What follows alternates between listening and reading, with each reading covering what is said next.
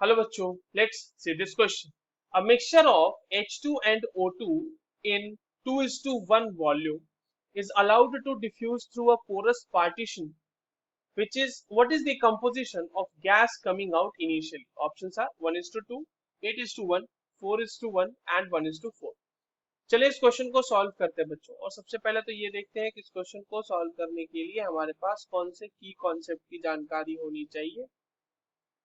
ये जो हमारे पास सवाल है बच्चों, ये ग्राहम्स लॉ ऑफ डिफ्यूजन का सवाल है। ग्राहम्स लॉ ऑफ डिफ्यूजन, ठीक है। चलिए सॉल्व करते हैं इसको। अब एक चीज देखना बच्चों, हमारे पास जो भी रेट ऑफ डिफ्यूजन है, जैसे मान लीजिए आर, उसको मान लेते हैं, तो that will be directly proportional to the volume of gas present. And जो आपके पास रेट ऑफ डिफ्यूजन होता है बच्चों, that is inversely proportional to the root under molar mass of the particular gas जो हमारा डिफ्यूज हो रहा है। अब इसके बेसिस पे अगर हम लगाना चाहें बच्चों, तो R1/R2, लेट्स से R1 और R2 जो है, ये इसको मैं इस तरह से ही कर देता हूँ कि R for H2/R for O2 will be equals to volume of H2 divided by volume of O2 into root under molar mass of O2 ऊपर चला जाएगा और molar mass of H2 नीचे आ जाएगा। ये हो गई हमारे पास बात बच्चों। अब देखिए आपके पास वॉल्यूम का रेशियो तो क्वेश्चन में दिया हुआ है।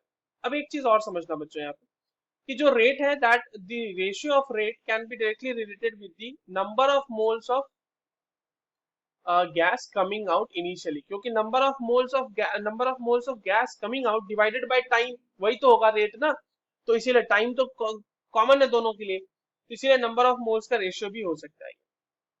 अब ये क्या हो जाएगा आपके पास, वॉल्यूम का रेशियो देखिए बच्चों 2:1।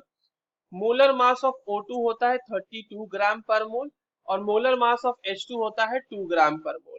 यहाँ पर से ये वैल्यू कितनी आ जाएगी बच्चों, 2/1, और ये हो जाएगा 16, बेसिकली ये हो जाएगा 16 रूट अंडर 16/1, और ये हो जाएगा 2 into 4 divided by 1 into 1, that is 8/1।